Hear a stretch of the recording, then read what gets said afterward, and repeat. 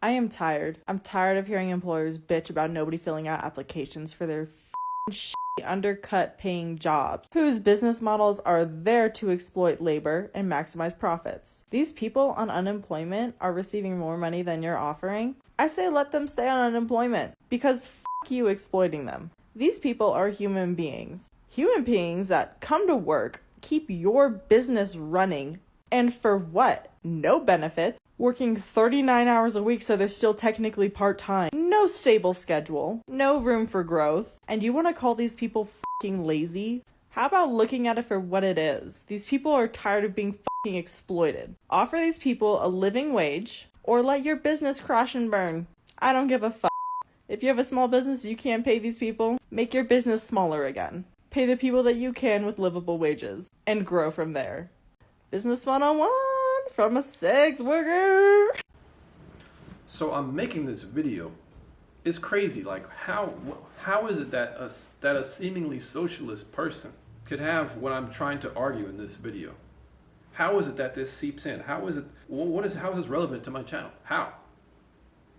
I'm going to show you guys in a way that you might not have thought. How she thinks, how it will affect everything she does. But more importantly, I'm going to show you the result at the end. And I'm going to explain ways that both men and women, what you can do about this.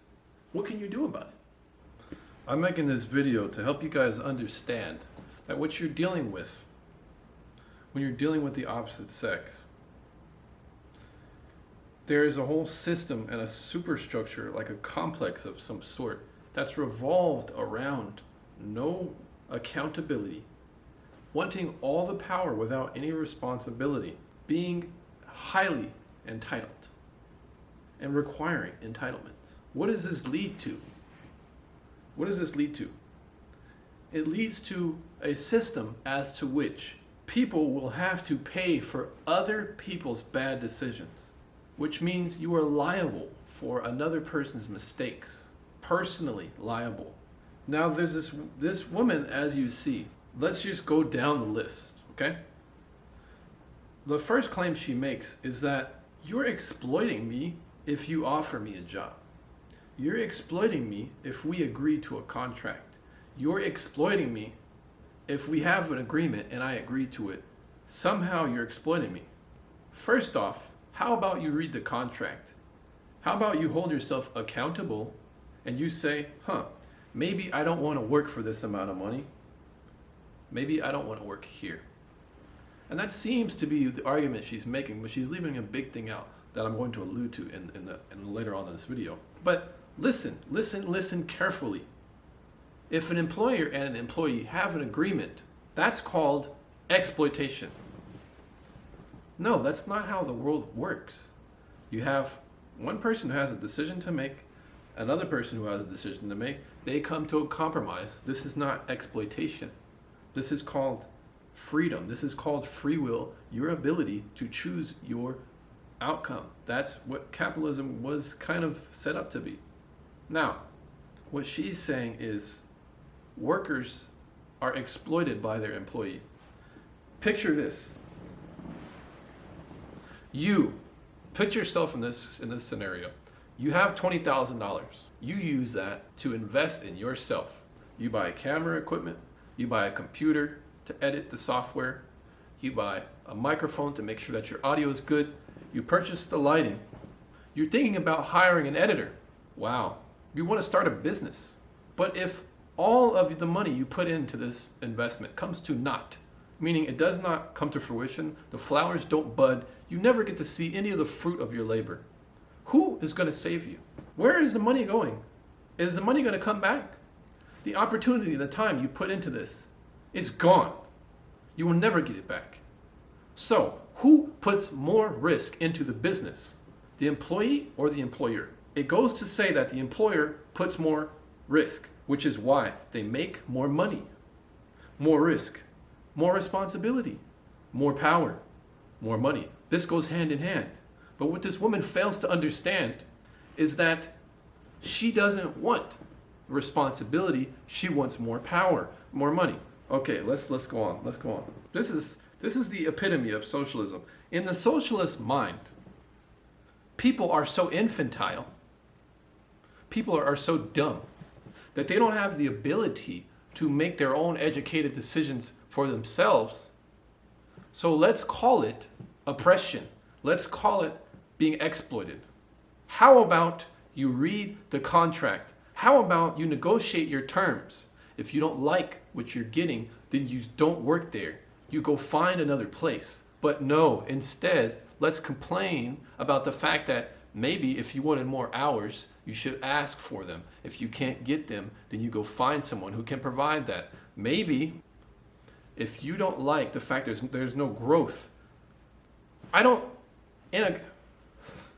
I want to work somewhere and I want to impress a boss, you know what I say? Hey, what is the opportunities of growth that you guys have in this company? Where do you see a worker like me? How can I make my name for myself or reputation in your company? How can I do that? That impresses people. That could be the reason as to why you get the job. But instead, I deserve it. Well, why don't you negotiate it and stop complaining and feeling entitled about it? Now, on to the next point.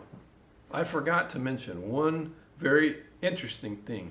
The absolute arrogance. Think of yourself in the position of a worker. All you have to do is read the contract and do what you're told. You're a glorified robot in a lot of scenarios. Hey, burger, flip burger, answer phone call, follow instruction of contract to get paid. I'm not trying to downplay it. Sometimes businesses are hard, but what is harder? What is harder to do than that? How about you draft the contract? How about you create the training manual? How about you put your hard-earned money and you leverage that to get even more money to hire employees to give you ideas on how to make the business better? Who has a harder job? The absolute arrogance delusion.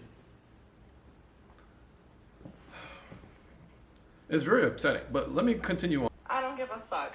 If you have a small business and you can't pay these people, make your business smaller again. If you have a business and you can't pay people, make your business smaller again. This is obviously coming from someone who's never in their life had to start a business. They don't know what it takes and how alone you are in the process of starting it. They don't know the growing pains of going into labor to birth something of your dreams into reality itself. All they have to do is go to school, get a degree, get hired by somebody, and follow their rules, comply with what they say, the security of it. Now, I'm just saying there's two sides to a story, and no one wants to recognize this side.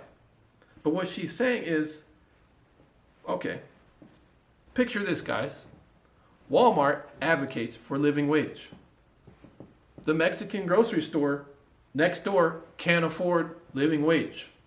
Government passes living wage law. Mexican grocery store can't afford it. Government says, too bad. Closed down. Walmart miraculously is the only one in the lot, on the block, who can afford the living wage.